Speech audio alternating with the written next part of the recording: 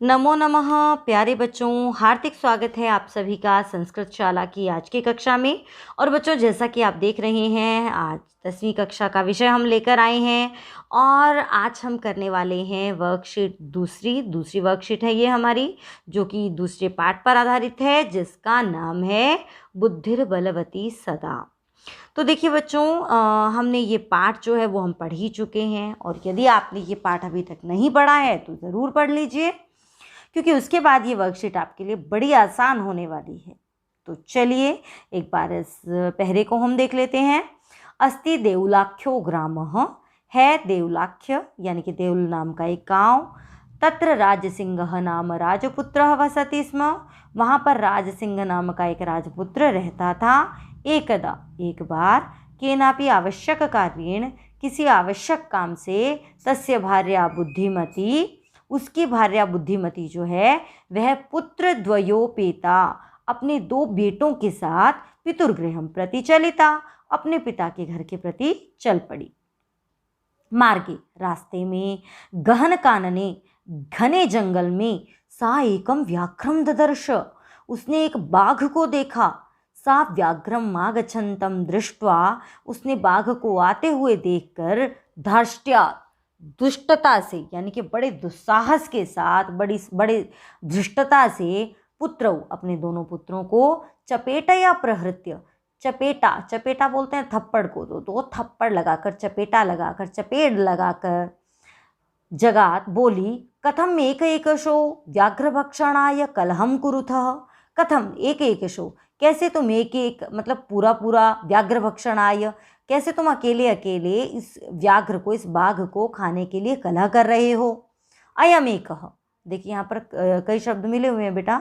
अयम एकः तावत विभज्य, अयम एकः, यह तो एक ही है, तावत तो, विभज्य भुज्यताम, विभक्त करके बांट कर खाओ। पश्चात अन्यो द्वितीयः कश्चित् लक्ष्यते, बाद में कोई दूसरा देखा जाएगा, यानी कि बाद में ढूंढेंगे किसी एक और को, अभी एक है तो इसे बांट कर खा लो। अब देखिए क्या होता है, फिर क्या होता है। तो ये इसमें से हम प्रश्न इसके आधार पर करते हैं।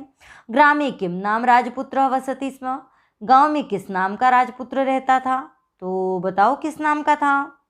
राजसिंह, तो राजसिंह हो जाएगा इसका उत्तर। का पितुर्गृहम प्रति चलिता, कौन अपने पिता के घर की तरफ चल पड़ी, तो कौन चली थी, उस राजकुमार की पत्नी जिसका नाम था बुद्धिमती, तो बुद्धिमती ये हो जाएगा इसका उत्तर। चलते हैं अगले प्रश्न की तरफ। सा पुत्रौ चपेटया प्रहृत्य किम जगात, उसने दोनों अपने पुत्रों को चपेट यानी कि थप्पड़ लगाकर, प्रहृत्य प्रहार करके, यानी कि थप्पड़ से प्रहार करके, थप्पड़ मारकर, ये अर्थ है। किम जगात, क्या बोली, तो वो क्या बोली थी। पुत्रौ चपेटया प्रहृत्य जगाद, कथम एकैकशो व्याघ्रभक्षणाय कलहम कुरुथः, तो ये उसने कहा था, ये हो जाएगा इसका उत्तर।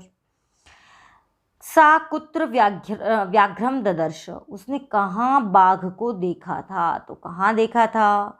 मार्गे गहन कानने, मार्ग में, रास्ते में, घने जंगल में, सा एकम व्याघ्रम ददर्श, उसने एक बाघ को देखा था। कथम एकैकशो व्याघ्रभक्षणाय कलहम कुरुथः, देखिए बच्चों, निर्देशानुसार का प्रश्न है, जिसमें आपको बताना है इत्यत्र, इस पंक्ति में क्रियापदम किम, क्रिया क्या है। तो यहाँ आपको क्या क्रिया दिखाई दे रही है, बड़े आराम से आप पहचान लेंगे। तो यहाँ क्रिया है कुरुथः। वने इत्यस्य पर्यायपदम किम, यहाँ पर वने अर्थात जंगल में, इसका पर्यायवाची क्या है, तो बड़े आराम से आप ढूंढ लेंगे। तो वने का है कानने, ये हो जाएगा इसका उत्तर। अगला प्रश्न। सा एकम व्याघ्रम ददर्श, उसने एक बाघ को देखा, तो सा इति पदम, यहाँ पर ये जो सा है, कस्मै प्रयुक्तम या कस्यै, बल्कि यहाँ कस्यै होना चाहिए था। सा इति पदम कस्यै प्रयुक्तम, सा यह शब्द किसके लिए आया है, तो आप समझ ही गए होंगे कि वह उसने एक बाघ देखा, तो किसने देखा था, बुद्धिमती ने ना। प्रश्न है कस्यै, तो बनेगा बुद्धिमत्यै, हो जाएगा इसका उत्तर। व्याघ्रम इत्यस्य विशेषण पदम किम। अब आपको बताना है कि व्याघ्र की विशेषता बताने वाला शब्द यहाँ पर कौन सा आया है। तो व्याघ्र का विशेषता बताने वाला शब्द है यहाँ पर एकम व्याघ्रम। तो एकम हो जाएगा इसका उत्तर। अब चलते हैं अगले प्रश्न की तरफ। अगला प्रश्न भी बड़ा आसान है और बहुत मुख्य भी है, क्योंकि परीक्षा में आता है घटनाक्रमानुसारेण वाक्यानि लिखत। वाक्यों को घटनाक्रम के अनुसार लिखना है हमें। तो चलिए पहले हम इन वाक्यों को पढ़ लेते हैं और फिर जिस तरीके से हमारी कथा चली है उसी क्रम में हम इन वाक्यों को लगाते जाएंगे। तो जम्बूक कृतोत्साह व्याघ्रः पुनः काननम आगच्छत्। अब जम्बूक के द्वारा प्रेरित किया गया जो बाघ है वह फिर से जंगल गया। ये तो बड़ी बाद में हुई थी बात। मार्गे स एकम व्याघ्रम अपश्यत। मार्ग में उसने एक बाघ को देखा। तो किसने देखा, इससे पहले भी कोई ना कोई लाइन ज़रूर होनी चाहिए। व्याघ्र व्याघ्रमारी इयमिति मत्वा पलायितः। व्याघ्र तो उसे व्याघ्रमारी सोचकर भाग गया। त्वं व्याघ्रत्रयम् आनेतुं प्रतिज्ञाय एकमेवानीतवान्। तो ये भी पंक्ति बाद में आई थी कि तुमने तो कहा था तुम 3 लेकर आओगे, पर तो तुम तो 1 ही लेकर आ रहे हो। तो ये पंक्ति भी बाद में ही आई थी। गलबद्ध शृगालकः व्याघ्रः पुनः पलायितः। अब ये तो सबसे लास्ट में आया था, गले में बंधे हुए श्रृंगाल वाला वह बाघ भाग गया था। प्रत्युत्पन्नमति सा शृगालमाक्षिपन्ति उवाच। शृगाल से भी वो बहुत बाद में बोलती है, पहले तो व्याघ्र से ही टकराती है। व्याघ्रम दृष्ट्वा तौ सा पुत्र ताड़यन्ति उवाच। बाघ को देखकर वह अपने बेटों को फटकारती हुई बोली कि अभी एक को ही बांटकर खा लो। ये भी बात में हुई थी। तो अब अंतिम पंक्ति ही पहले नंबर पर आएगी। बुद्धिमती पुत्रद्वयोपेता पितुर्गृहं प्रति चलिता। तो ये हो गया हमारा पहला वाक्य। बुद्धिमती अपने दोनों पुत्रों के साथ अपने पिता के घर चल पड़ी। फिर आएगा ये मार्गे सा एकम व्याघ्रम अपश्यत। रास्ते में उसने एक बाघ देखा और फिर व्याघ्र को देखकर उसने अपने दोनों पुत्रों को फटकारती हुई बोली कि अरे अभी तो इसी को बांट कर खाओ। अब ऐसा कहेगी तो क्या होगा, व्याघ्र व्याघ्रमारी यमिति मत्वा पलायितः। तो बाघ जो था वह उसे बाघ को मारने वाली सोचकर वहाँ से भाग गया। लेकिन फिर क्या हुआ, फिर जम्बूक यानी कि श्रृगाल के प्रेरित करने पर, भड़काए जाने पर वो फिर से जंगल में आ गया बाघ, है ना। और फिर क्या हुआ, उसके बाद बेटा ये वाली पंक्ति आएगी। वह प्रत्युत्पन्नमती श्रृगाल को आक्षेप करती हुई यानी कि उसे फटकारती हुई बोली। तो क्या बोली थी वो बताइए।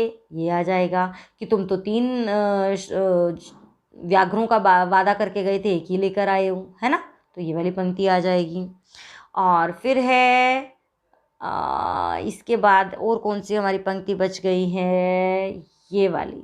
गले में बंधे हुए श्रृगाल वाला वह व्याघ्र जो है वह भाग गया। तो इस प्रकार हुआ हमारा घटनाक्रमानुसार और ये था हमारा अंतिम प्रश्न।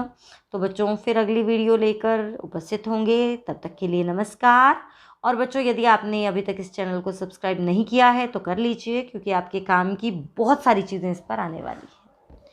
मिलते हैं अगली वीडियो में। नमस्कार, स्वस्थ रहिए, आनंदित रहिए।